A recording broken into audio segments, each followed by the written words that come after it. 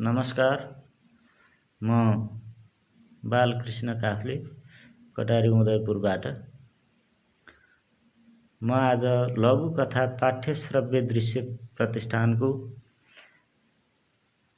51औं श्रृङ्खला अन्तर्गतको लघुकथा वाचन कार्यक्रम लिएर यहाँहरू समक्ष उपस्थित भइसकेको छु।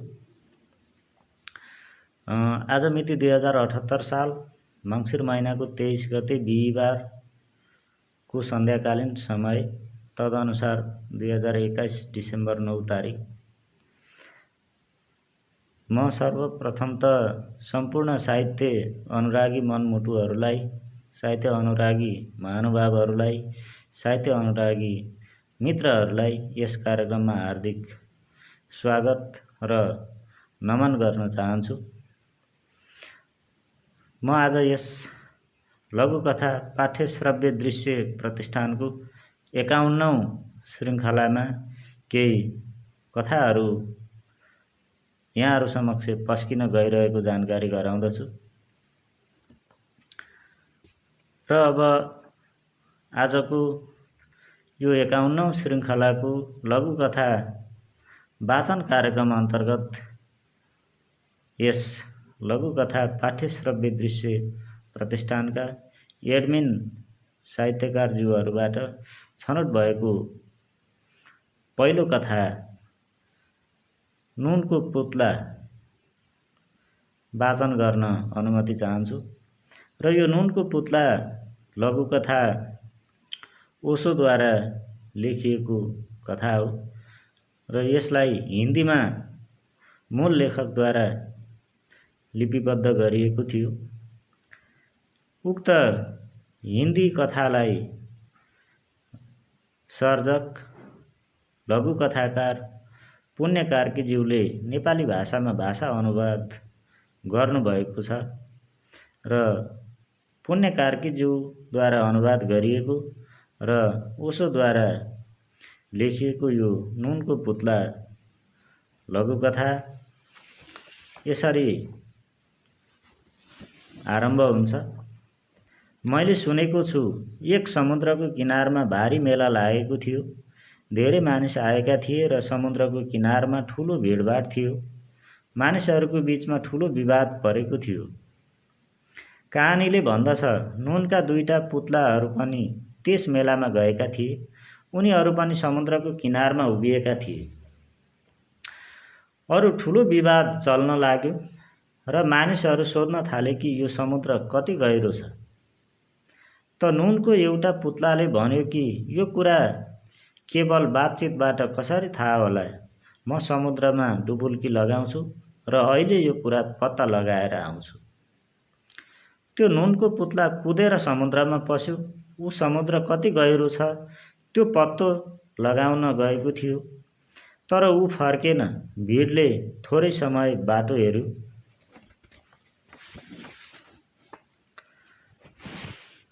उनीहरूले अर्को पुत्लालाई सोधे, के भयो तिम्रो मित्रलाई? उसले भन्यो कि म उसलाई पत्तो लगाएर आउँछु। ऊ पनि कुदेर समुद्रमा पस्यो। त्यो पनि फर्केर आएन। सयकडौँ वर्ष बितिसक्यो। अहिले पनि समुद्रको किनारमा मान्छेहरू एकत्रित छन् कि सायद पुत्ला फर्केला, तर ती फर्केका छैनन्। अब ती पुत्ला कहिल्यै पनि फर्कने छैनन्, किनकि नुनका पुत्लाले सागरको गहिराई कसरी पत्ता लगाउन सक्लान्। जबसम्म ऊ गहिराईमा पुगिसक्छ तबसम्म खुदै ऊ बाँकी रहने छैन र जबसम्म खुद र बाँकी रहन्छ तबसम्म गहिराई पुग्न सक्ने छैन। ठिक यही कुरा हुन्छ जीवनमा। जबसम्म हामी छौँ, म छु, तबसम्म परमात्माको सागरमा गहिराईमा उत्रिन मुस्किल छ। जब हामी हराउँछौँ, म मेटिन्छ, तब गहिराईमा उत्रिन्छौँ। कथा सम्पन्न हुन्छ। र यो लघुकथा करुणा और क्रान्तिबाट लिएको हो। यस लघुकथामा मूल लेखक ओशोले खास मूलभूत विषयहरू यहाँ प्रस्तुत गर्नुभएको छ र नेपालीमा पुण्य कार्कीज्यूले अनुवाद गर्नुभएको छ। वास्तवमा जीवन एक प्रकारको समुद्र हो। जीवनको भित्री गहिराई अत्यन्तै गाढा र गहिरो हुन्छ। जब मानव रूपी शरीर आफ्नो मनलाई लिएर मनको भित्रभित्र समुद्रको गहिराईमा छिरेर यथार्थता पत्ता लगाउन खोज्छ, त्यस बेला वा त्यस बखत उसले समुद्रमा छिरेर मात्रै समुद्रको गहिराई पत्ता लगाउन सक्छ, डुबेर मात्रै समुद्रको गहिराई पत्ता लगाउन सक्छ, पसेर मात्रै समुद्रको गहिराई नाप्न सक्छ भन्ने कुरा यहाँ उजागर गर्न खोजिएको छ। वास्तवमा यो लघुकथालाई मानवका हिसाबले मानव अस्तित्वसँग सम्बन्ध राख्ने लघुकथा पनि भन्न सकिन्छ। मानव रूपी अस्तित्व आत्मा र परमात्मासँग लगेर जोड्ने हो भने यस्तै प्रकृतिको हुन्छ। जब मानव सागर रूपी गहिराईमा डुब्छ त्यहाँबाट ऊ फर्कन सक्दैन। जसरी नुनका पुतलाहरू समुद्रमा आफै पग्लिन्छन्, विलय हुन्छन् र समुद्रको गहिराई पत्ता लगाउन सक्दैनन् र फर्केर आउन पाउँदैनन्, त्यसै गरी मानव जीवन पनि जीवनको यथार्थ गहिराईबाट त्यही पग्लिन्छ, हराउँछ, तर त्यहाँबाट फर्केर आउन उसलाई मुस्किल छ। जब ऊ तैरिन खोज्छ ऊ समाप्त भइसकेको हुन्छ। जब ऊ यहाँ हुन्छ त्यति बेला ऊ गहिराईमा पुग्न सक्दैन। यस्तो कुरा यहाँ जीवनको यथार्थतालाई अध्यात्मवादसम्म पुर्याएर चित्रण गरिएको छ। त्यसै गरी अब म दोस्रो लघुकथा वाचन गर्नुभन्दा पहिले यहाँ हामी समक्ष केही दर्शकहरू, श्रोताहरू, साहित्य मनमुटुहरू उपस्थित हुनुभएको छ। उहाँहरूलाई म हार्दिक स्वागत गर्दछु, नमन अर्पण गर्दछु। नन्दलाल आचार्य अक्षान्तज्यू आउनुभएको छ। मनोहर पोखरेल सर पुनः सञ्चालन भयो है, प्रविधिको गडबडी भएछ। पुण्य कार्की सर यता है, ओशो दिवसको हार्दिक बधाई तथा शुभकामना भनेर उहाँले हाम्रा साहित्य प्रेमी मित्रहरूलाई निमन्त्रणा गर्न खोज्नु भएको छ। नन्दलाल गुरुलाई धन्यवाद। सम्पूर्णमा नमस्कार, मिठो वाचन सर भनेर एउटा प्रतिक्रिया आएको छ रमेश सुवेदीज्यूको। रमेश सरलाई पनि यस लघुकथा पाठ्यश्रव्य दृश्य कार्यक्रमको 51औं श्रृङ्खलामा हार्दिक स्वागत गर्दछु।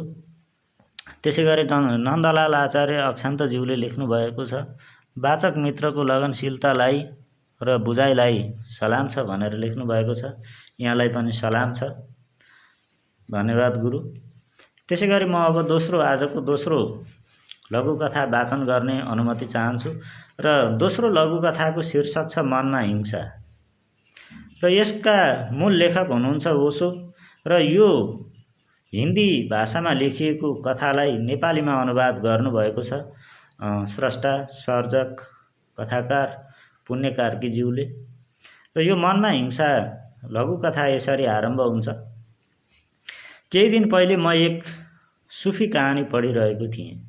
एक युवक थियो, जतिखेर ऊ समुद्रको किनारमा जान्थ्यो त्यतिखेर हजारौं पक्षीहरू उसको साथमा आएर खेल्थे, उसको काँधमा सवार हुन्थे, उसको शिरमा बस्थे, नाच्थे र आनन्दित हुन्थे। यो अनौठो दृश्य थियो। गाउँका मानिसलाई विश्वासै नलाग्ने घटना घट्थ्यो, किनकि त्यही ठाउँमा कोही अर्को मान्छे गयो भने ती सारा पक्षी भाग्थे। तर जब त्यो युवक समुद्रको तटमा आएपछि भने त्यहाँ ठुलो भिड लाग्थ्यो, ठुलो उत्सव जम्थ्यो, चराहरूको एक मेला नै लाग्थ्यो।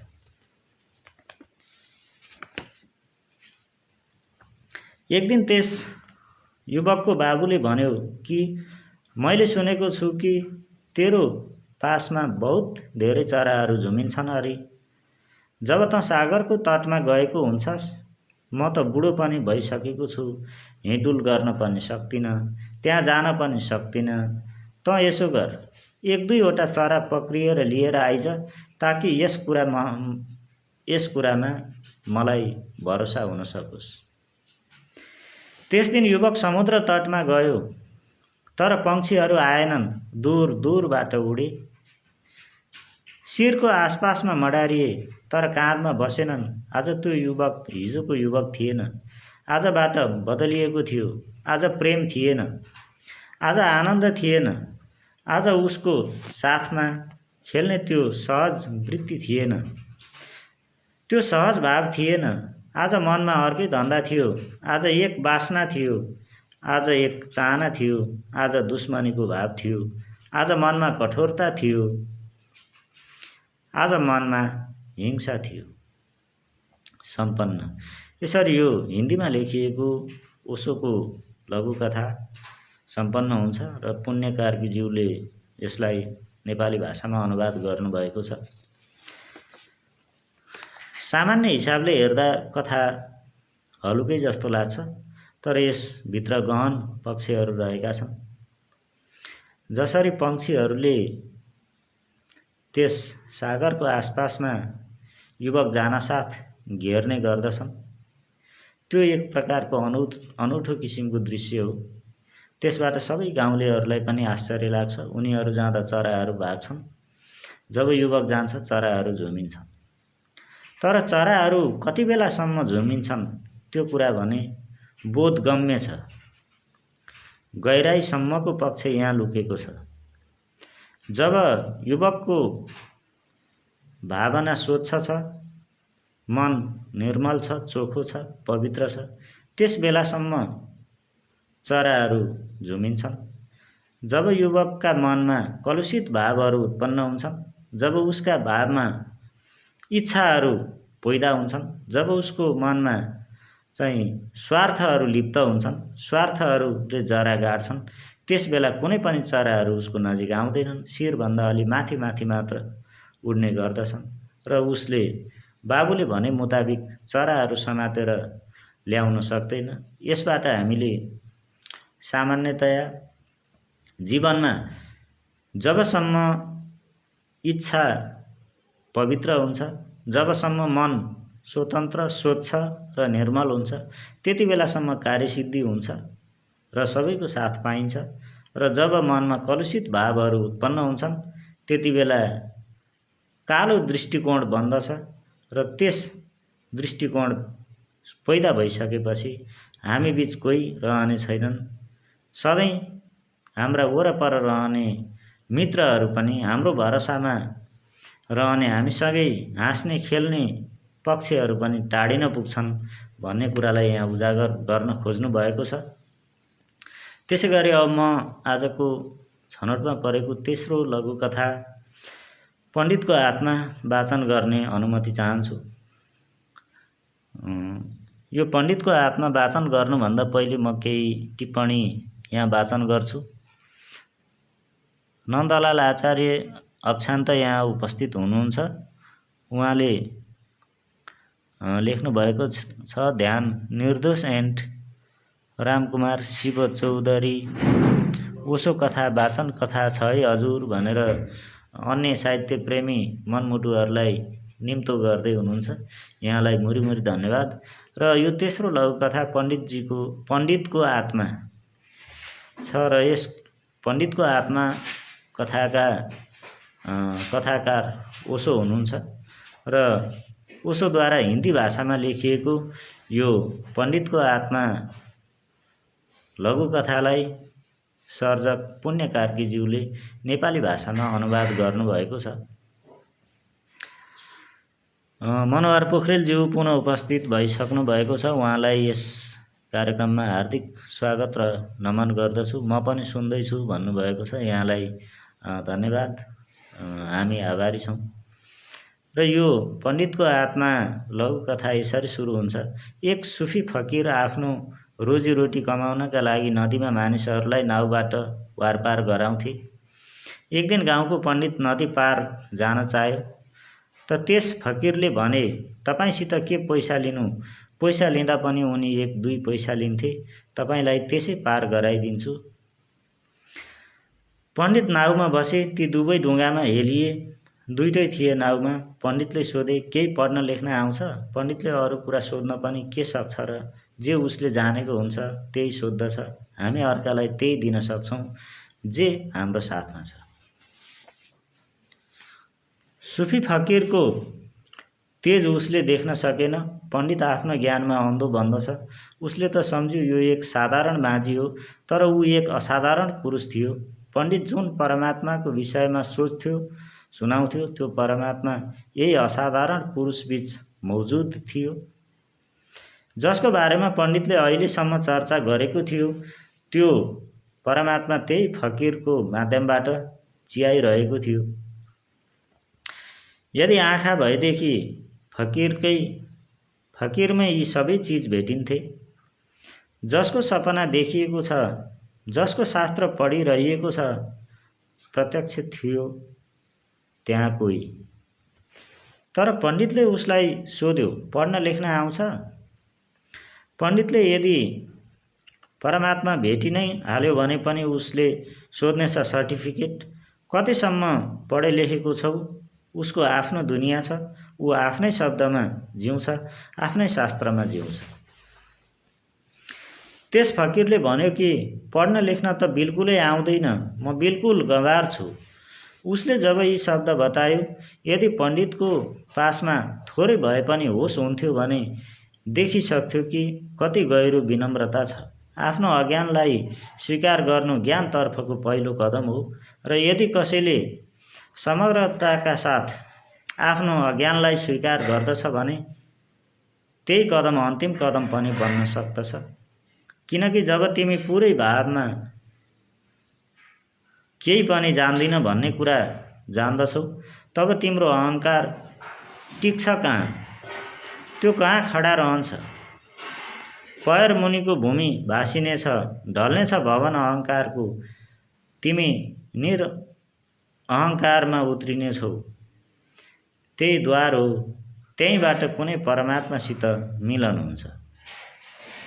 फकिरले भन्यो, म केही पनि जान्दिन, बिल्कुल अनपढ मान्छे हुँ। पण्डितले भन्यो, त फेरि तिम्रो 1/4 जिन्दगी बेकार भयो। नाउ थोरै अगाडि बढ्यो। पण्डितले भन्यो, कमसे कम थोरै भए पनि गणित त आउँछ होला? हिसाब किताबको लागि त यो जरुरी छ। फकिरले भन्यो, आफ्ना साथमा केही त छँदै छैन, के हिसाब किताब गर्नु? खाली हात छन्।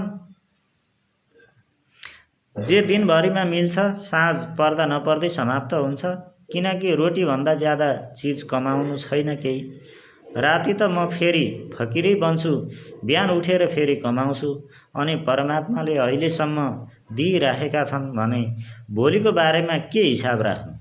र कसैले दिइहाल्यो भने पनि ठिकै छ, र कसैले दिएन भने पनि ठिकै छ। किनकि अहिलेसम्म त बाँचेकै छु, आगे जीवन पनि बाँचौँला। न त दिनेवालाबाट कुनै यस्तो चिज मिल्दछ जुन सधैँको लागि काममा आओस्, अनि न दिनेवालाले कुनै चिज दिन्छन् कि सदाको लागि कुनै नोक्सान भएरै नजाओस्। यो सब खेल हो। पण्डितले भन्यो, तिम्रो आधा जिन्दगी बेकार गयो। अनि त्यही बेला अचानक ठुलो तुफान आयो र डुङ्गा गडमडाउन थाल्यो। नाउ डुब्नै लाग्यो। फकिर हाँस्यो, किनकि पण्डित धेरै आत्तिएको थियो। यही पण्डित अमृतको बात गर्थ्यो। आत्मा अमर छ, तर जब मृत्यु सामुन्नेमा आउँछ तब पण्डितको आत्माले कुनै काम दिँदैन। न पाण्डित्यकै अमरताको काम आउँछ। हडबडाउन लाग्यो, हातखुट्टा काम्न थाले। फकिरले सोध्यो, पौडिन आउँदैन? उसले भन्यो कि बिल्कुल आउँदैन। फकिरले भन्यो, तिम्रो 16 आना जिन्दगी बेकार गयो। अब म त डुङ्गा छोडेर भाग्छु। यो डुङ्गा त अब डुब्छ नै। जब डुब्ने समय सामुन्नेमा आउँछ, जब मृत्युले घेर्दछ, त्यतिखेर यदि तैरिन आउँछ भने त्यसले काम देला। मृत्युमा तैरिन आउँछ र यदि मृत्युमा तैरिन आउँदैन भने मृत्युले डुबाइदिनेछ। यसरी यो लघुकथा ओशोद्वारा लेखिएको र सर्जक पुण्य कार्कीद्वारा अनुवाद गरिएको लघुकथा पण्डितको आत्मा सम्पन्न हुन्छ। र यो लघुकथा भज गोविन्दम मूढमतेबाट लिएको लघुकथा हो। यस लघुकथामा खास गरी जीवनमा मानिसभित्र हुने अहम, घमण्ड र अव्यावहारिक ज्ञानको बारेमा यहाँ प्रश्न पार्न खोजिएको छ। पण्डितलाई आफूले जानेको शास्त्रादि ज्ञानप्रति ठुलो घमण्ड छ। ऊ आफ्नो ज्ञानप्रति प्रफुल्ल छ, तर उसलाई भित्रभित्रै थाहा छैन ताकि मेरो शास्त्रादि ज्ञानले मेरो जीवनलाई रक्षा गर्न सक्छ सक्दैन। उसलाई यति कुरा पनि हेका छैन कि मैले जानेको ज्ञानभन्दा एउटा सामान्य फकिर माझीले जानेको ज्ञान व्यावहारिक छ। माझीले जानेको ज्ञानले त ठुलो भेलमा डुङ्गा पल्टिँदा पनि पौडी खेलेर जीवन जोगाउन सक्छ, तर पण्डितलाई यो कुरा हेका छैन ताकि मैले जानेको शास्त्रादि ज्ञानले मेरो जीवन बचाउन सक्ने छैन। यसरी मानिसहरूभित्र हुने अहमता, घमण्ड र आफूले जानेको सिप र आफ्नो पेसाप्रतिको घमण्डलाई यहाँ प्रस्तुत गरिएको छ। वास्तवमा जीवन यस्तै हुन्छ र मानिसहरूले आफ्नो घमण्डलाई घटाउँदैनन्, झन् बढाउँदै लान्छन्। र यहाँ अर्को कुरा, सैद्धान्तिक ज्ञानभन्दा व्यावहारिक ज्ञान जीवन उपयोगी हुन्छ भन्ने कुरा पनि उल्लेख गर्न खोजिएको छ। र म यति भन्दै अब हाम्रो आजको चौथो लघुकथा पण्डितजी वाचन गर्ने अनुमति चाहन्छु। र यो पण्डितजी शीर्षकको लघुकथा म बालकृष्ण काफ्लेले लेखेको हुँ। र यस लघुकथामा के विषयवस्तुहरू छन् म प्रस्तुत गर्ने अनुमति चाहन्छु। र यो लघुकथा पण्डितजी यसरी आरम्भ हुन्छ। जय हो। माइकमा ठुलो आवाज आयो। पण्डितजी व्यासासनबाट बोल्दै अघि बढे। बीचबीचमा पण्डितजीले भन्दै गए, राधे राधे। उनका छेउमा एक अर्का सहायक पण्डितजी पनि बसिरहेका थिए। पण्डितजीहरू व्यासासनको दक्षिणी भागमा अडेस लाग्दै बस्दथे। उनीहरू दुवै उत्तरतर्फ फर्केर पाठ पारायण अनि प्रवचन गर्दथे। श्रीमद् भागवत सप्ताह ज्ञान महायज्ञका आयोजक दिलरमण पुडासैनीका दाम्पति व्यासासनको पश्चिमपट्टि तल बसेका थिए। अन्य परिवारजन र श्रोताहरू व्यासासनको अगाडि भुइँमा सुकुलमाथि बसेका थिए। अर्कोतिर पुराणका साङ्गीतिक टोलीका सदस्यहरू दलानमा थिए। बेला बेला ती कलाकारहरू बाजागाजा बजाउँथे, भजन कीर्तन गर्थे। पण्डितजीको आदेश अक्षरशः पालना गर्थे ती सबै कलाकारहरू। रातको महात्म्यको पाठ पारायण अलि लामो थियो। त्यस दिनको धन्धुकारीको कथा, आत्मदेवको व्यथा र धन्धुलीको चरित्रको पालो थियो महात्म्यको। प्रवचन गर्ने मूल पण्डितजी रोचक ढङ्गले कथा प्रवचन गर्दै गए। प्रसङ्गवश पण्डितजीले भने, परमात्मामा लीन हुन घर व्यवहार त्याग्नु पर्दछ, माया मोह त्याग्नु पर्दछ, धन सम्पत्ति त्याग्नु पर्दछ। बीचमा पण्डितजी बोले, राधे राधे। सबैले बोले, राधे राधे। पण्डितजीले अगाडि भने, सबभन्दा ठुलो कुरा त हामी काम वासनाबाट मुक्त हुनुपर्छ, एक्लो जीवन बिताउन सक्नुपर्छ, इन्द्रियहरूलाई वशमा राख्नुपर्छ। यसबाट मुक्ति प्राप्त हुन्छ।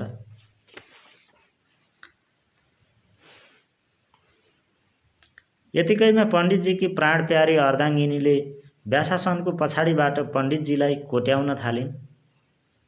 उनी भन्न थालिन्, छिटो हिँड्नु न, आफूलाई कस्तो निद्रा लागिसक्यो, छिटो। छिटो। पण्डितजी खुत्रुक्क व्यासासनबाट झरे। पछाडिपट्टिबाट आफ्नो आराम कक्षमा प्राणप्यारीका साथ प्रवेश गरे। पाठ पारायण गर्ने सहायक पण्डितजी प्रवचनको सट्टा महात्म्यको अर्को पाठ पढ्न थाले।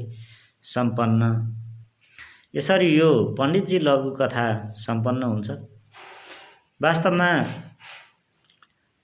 वर्तमान अवस्थामा धार्मिक हिसाबले प्रवचन गर्ने प्रवचनकर्ताहरूमा त्यो धार्मिक अनुष्ठान, त्यो धार्मिक नीति नियम र विधान प्रति हेक्का छैन। त्यो विधि विधान, निष्ठा र नीतिगत व्यवस्थालाई धर्मगुरुहरूले नै उल्लङ्घन गर्छन् र त्यो आचार संहिताभित्र रहेर कार्यसिद्धि गर्दैनन् भन्ने कुरालाई यहाँ प्रष्ट पार्न खोजिएको छ। गुरु पण्डितज्यूहरूबाटै यो धार्मिक आचार संहिता उल्लङ्घन भएको कुरा र मर्यादालाई उल्लङ्घन गरिएको कुरा यस पण्डितजी लघुकथामा उजागर गर्न खोजिएको छ। त्यसै गरी म अब आजको यस 51औं श्रृङ्खलाको 5औं लघुकथा हिस्स बुढी हरिया दाँत वाचन गर्न गइरहेको छु र यो हिस्स बुढी हरिया दाँत शीर्षकको लघुकथाका लघुकथाकार हुनुहुन्छ लक्ष्मी रिजाल। हिस्स बुढी हरिया दाँत लघुकथा यसरी आरम्भ भएको छ। आफ्नै घरबाट सुरु गरौँ, महिला हिंसा अन्त्य गरौँ भन्ने नाराका साथ मनाइरहेको 16 दिने महिला हिंसा विरुद्धको अभियानको अवसरमा प्रेषित भनिएको छ। नाम कुमारीजी, हजुरलाई बधाई छ। भर्खरै शपथ लिएका नवनियुक्त प्रधानमन्त्री गुट निकटस्थ नेताको मुखबाट बधाईका शब्द निस्कँदा पहिले त उनी उमङ्गले उम्लिन्। कुरा हुँदै जाँदा राजनीतिमा बगाएको पसिनाको उच्च मूल्याङ्कन गर्दै महिला तथा बालबालिका मन्त्री बनाउन लागेको थाहा पाइन्।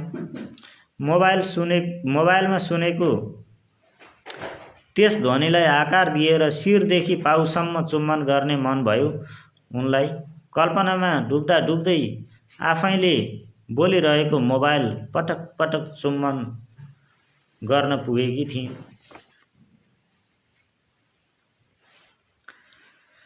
नाम कुमारीजी, बढ्ता खुसी नहुनुहोस्। आधिकारिक पत्र हातमा नपरुन्जेल चुपचाप नै रहनु होला नि। मिडियाबाजी बन्दै नगर्नु होला।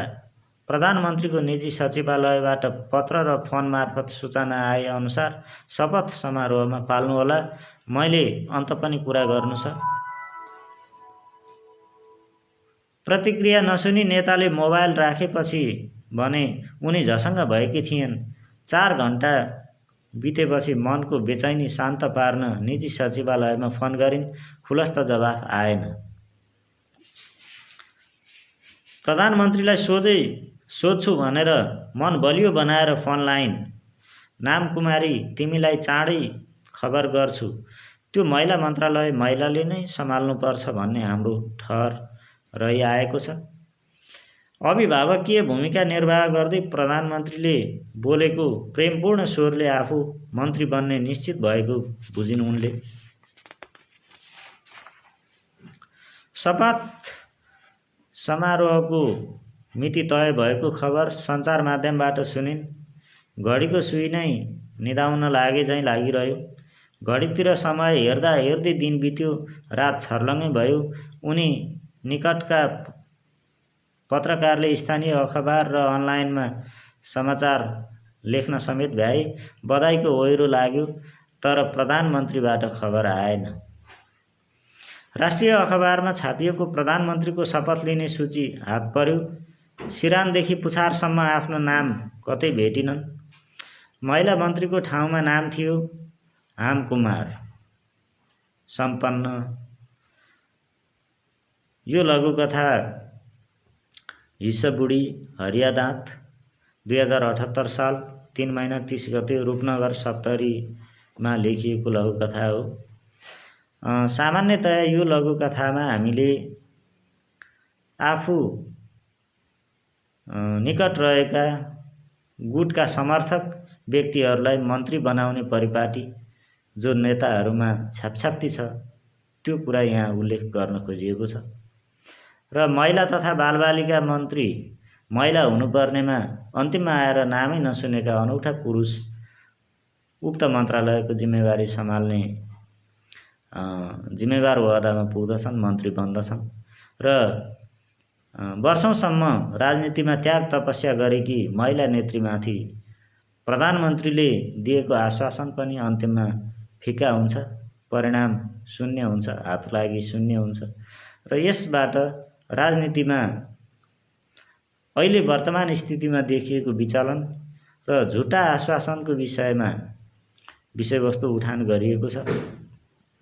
वास्तवमै राजनीति गर्दै जाँदा ठगिने मान्छेहरूको सङ्ख्या बढी हुन्छ, नयाँ मानिसहरूले बढीभन्दा बढी लाभ लिन्छन्, सोच्दै नसोचेका मन्त्रीहरू हाम्रा सामु देखा पर्दछन् भन्ने विषयवस्तु यहाँ लघुकथाकारज्यूले उठान गर्नुभएको छ। यो महिला हिंसा अन्त्य गरौँ भन्ने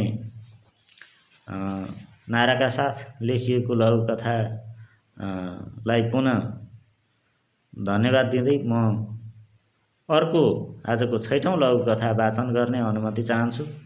र आजको 6औं लघुकथाको शीर्षक रहेको छ कस्तो मङ्सिर। र यस कस्तो मङ्सिर शीर्षकको लघुकथाकार स्रष्टा नीरज कोइराला हुनुहुन्छ।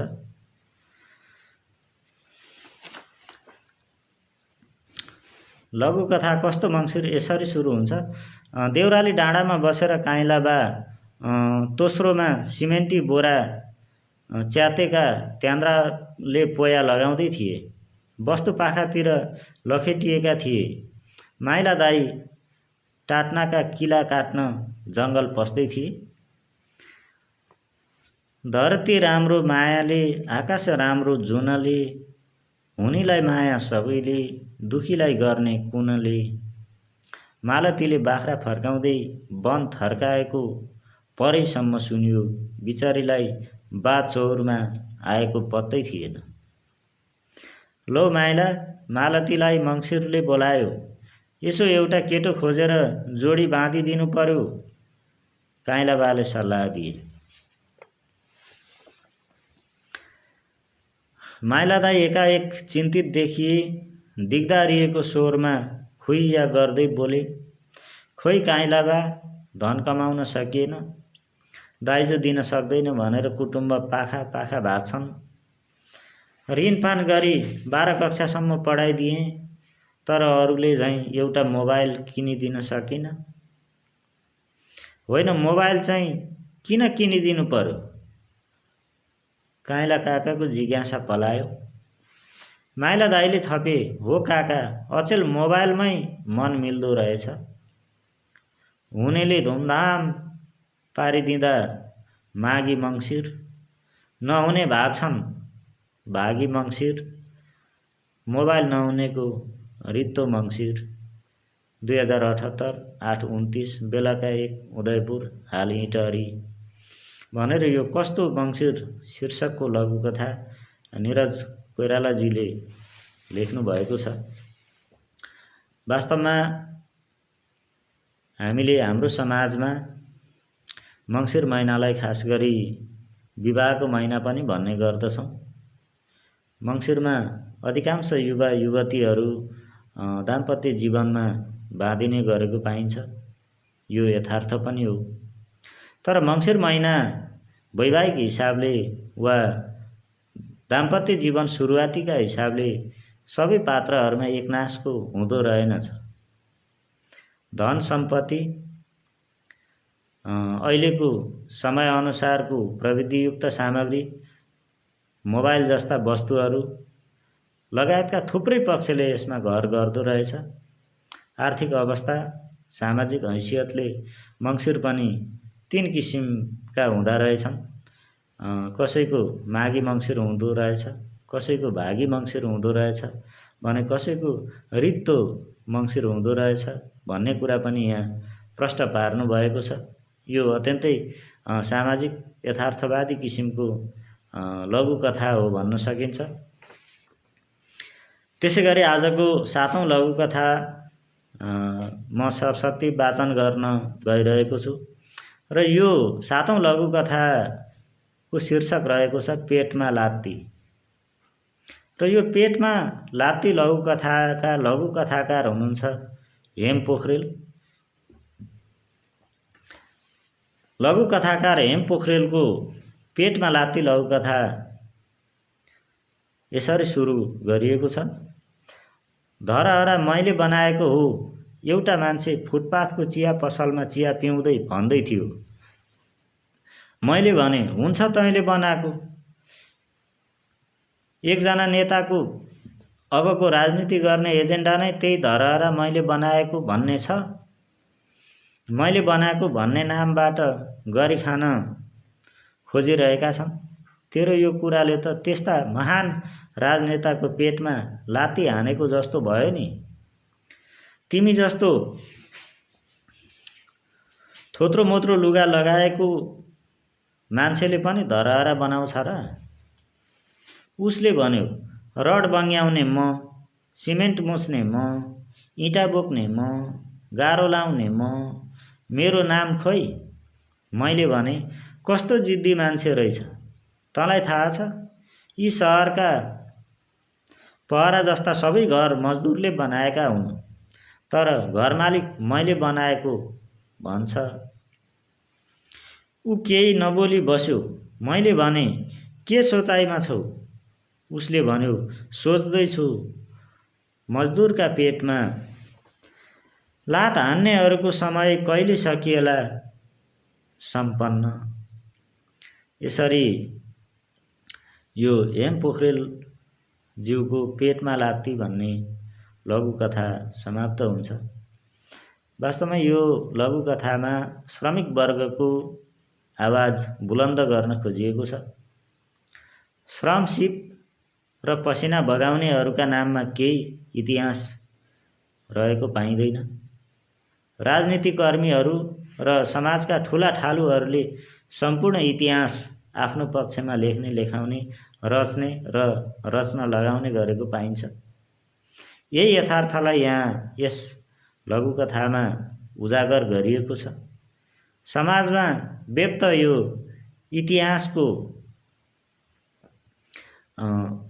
स्थितिलाई यहाँ छर्लङ्ग पार्न खोज्नु भएको छ लघुकथाकारज्यूले। धरहरा निर्माण गर्ने वा ठुल्ठुला घर महलहरू बनाउने श्रमिकहरूका नाममा कुनै पनि जस मिलेका छैनन्। उनीहरूले कुनै पनि श्रमको मोल पाएका छैनन्। उनीहरूले आफ्नो इतिहास त्यहाँ कोर्न पाएका छैनन्। जसले श्रम सिप गर्दछ, जसले पसिना बगाउँदछ, जसले रगत सुकाउँदछ, त्यस्ता श्रमिकहरूको बारेमा कुनै इतिहास बोल्दैन भन्ने कुरालाई यहाँ प्रष्टसँग लघुकथाले व्यक्त गरेको छ। र म आजको यस 51औं श्रृङ्खलाको लघुकथा वाचन कार्यक्रमको अन्तिम चरणतिर आइपुगेको छु। लघुकथा पाठ्य श्रव्य दृश्य प्रतिष्ठानको 51औं वाचन श्रृङ्खलाबाट बिदा हुनुभन्दा पहिले म सम्पूर्ण साहित्य अनुरागी मित्रहरूमा बडो धैर्यताका साथ, उमङ्गका साथ टिप्पणीहरू लेख्दै यो वाचन कार्यक्रम सुनिदिनु भएकोमा र यो दृश्य अवलोकन गरिदिनु भएकोमा हार्दिक आभार व्यक्त गर्दछु।